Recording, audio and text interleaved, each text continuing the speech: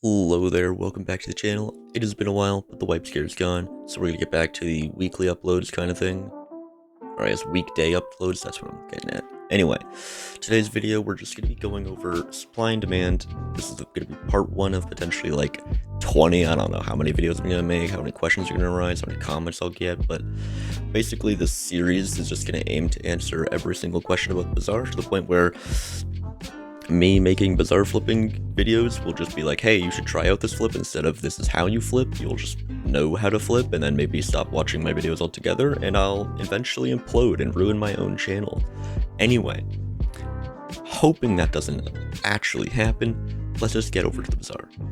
First thing to understand when we mention supply and demand, what the heck are we talking about? Because, I mean, there's a lot of items in the Bazaar, like there's a lot of stuff like that. There's a lot, like you could buy a freaking clownfish, there's a lot of stuff.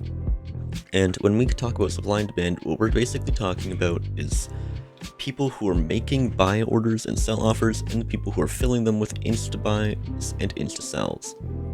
So when we're talking about that, what we're basically meaning here is if you actually look at pretty much any item, most people will be very familiar with the buy instantly and sell instantly option. However, not many are as familiar with the buy order and sell offer. But as we can see, the prices for buy orders will correlate to the prices for insta sells. And that's just because if you insta sell, you're going to be filling someone's buy order. And of course, if you're going to be making a sell offer, if someone is to insta buy, they'll be filling your sell offer. And I guess all of that interchanges into each other, like the other way around, vice versa, whatnot. And we're just going to be looking at some items that are kind of balanced, some that are skewed way more supply, and some that are skewed way more to the demand. Alright, the first item we're going to be looking at is going to be skewed much higher to the supply side over the demand side, and we're going to talk about that a little bit. So the item in question is hardstone. We're not going to be looking at any of the upgraded variants because they're kind of balanced-ish. We're going to be looking at just plain hardstone. And as we can see, there's only 8.6 million insta-buys compared to 1.1 billion insta-sells, which is a little bit skewed towards the supply side. So the question is, why does hardstone have such a high supply and not many people want to buy it? And I mean, it's a pretty simple question to answer. First one, obviously, people supply it because if you're ever in the Crystal Hollows, you know that that entire place, there's just hardstone everywhere, and you basically can't do anything without mining through some hardstone. So even if you're trying to make like a gemstone route, you're trying to do some crystal nucleus runs, or you're just trying to explore the Crystal Hollows for fun, or powder mining, you're just going to be getting hardstone. Regardless of what you're doing, you're getting hardstone. So it's something that you don't have to try to get, and you just get. So no one's really grinding it, but you just happen to get it while you're doing anything else. And of course, not many people want hardstone, because there's not many things you can do with just hardstone.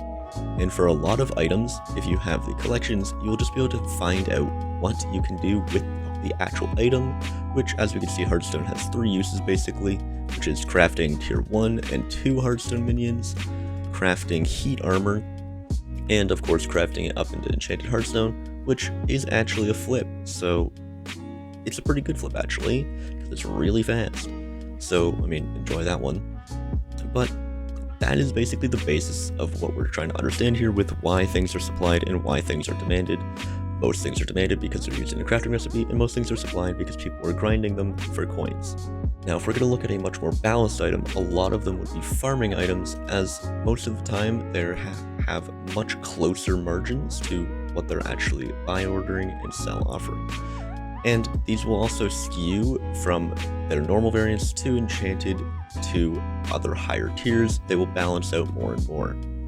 A good example, of course, is Melon, which has some very, very different 58 mil insta-buys to 340 insta-sells. Then it gets up to 9.5 to 120, and then at the final thing, 1.4 mil to 2.9. So as we craft up items, they usually will balance out into a much more even and close supply and demand. And what this means is, basically, if we're looking at enchanted melons, enough people are farming melons and selling enchanted melon blocks, and enough people are buying enchanted melon blocks because enchanted melon blocks have much more uses than, let's say, something like hardstone, which not many people want to buy because there's less uses for it. But, of course, enchanted melon blocks, you can also very easily see what a lot of it is used for in the melon collection. melon armor particularly, and of course a melon dicer, which actually isn't shown here, but you can see that if you use something like the Hypixel wiki or the Hypixel fandom, it will tell you pretty much every use for an item, which I will have links to those in the description if you want to look at them. So you can basically search up anything you want there, and it will tell you what you need to craft it, what you need to like unlock it, all the requirements. So it's a very helpful resource when trying to understand where supply and demand come from. So now for wondering items that skew much more towards the demand side than actual supply, most of these items will be enchanted books. And that is quite simple, and it's because people who are supplying higher tier like enchanted books, they're the people that are doing flips that require you to buy lower tiers of these, which have a much higher supply than they do demand. And as we can see, that has very, very much changed, and that's because people who are crafting these up will most likely not be insta-selling, and a lot of these 20 insta-sells, these are probably just misclicks and people who accidentally are flipping and sell their book instantly. And this is pretty much true for any book from tier 1 to 5. The supply will usually be much higher, but then as soon as you get up to the actual level that you're trying to craft it to, it will just be much, much more like demand shifted. Because no one wants to insta-sell items that, you know, are worth 100 mil for 130 mil. They don't want to do that when they can get that extra 30 mil. So that is mostly where people will be doing much more high demand side, and that's just because obviously people want higher tier books and they don't want to buy 16 tier 1 books because Hypixel Skyblock players are lazy. Alright, if they can pay like 1 million coins to get a tier 5 book, they probably aren't going to wonder like, oh, I probably could have got this for 600k if I just spent 20 seconds combining books. But, you know, that's why book flips work, and it's just because people are way too lazy to combine books themselves.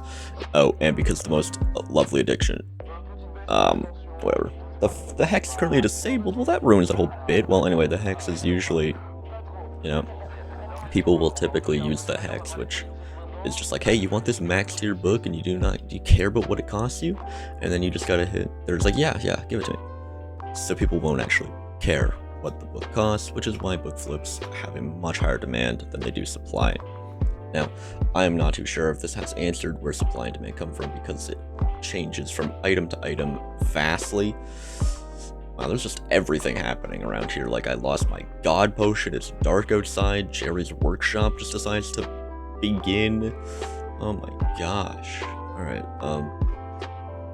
anyway, where was I? Yes, of course.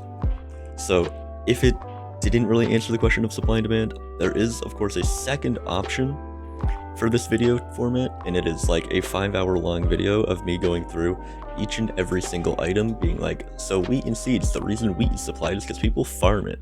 The reason it's bought is because people buy it. Stuff like that, and going through pretty much every single item. That's a thing I can do. It's a thing I can do. I could do like a 5-hour video. I could. I don't want to, but I could. If there's enough, like, yeah, I don't know if enough people like comment like, hey, yeah, you should do that, because I'm still lost because I don't understand where supply and demand come from.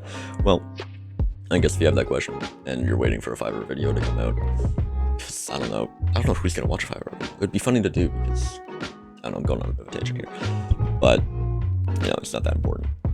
But, you know, I hope this has answered at least a few questions as to where supply and demand comes from, and why some items have much higher supplies and demands. And I guess see you in part 2 of this series, where I think I'm going to be going over like tax or something. I don't know what the next second best voted one was, I forget. But see you in the next one.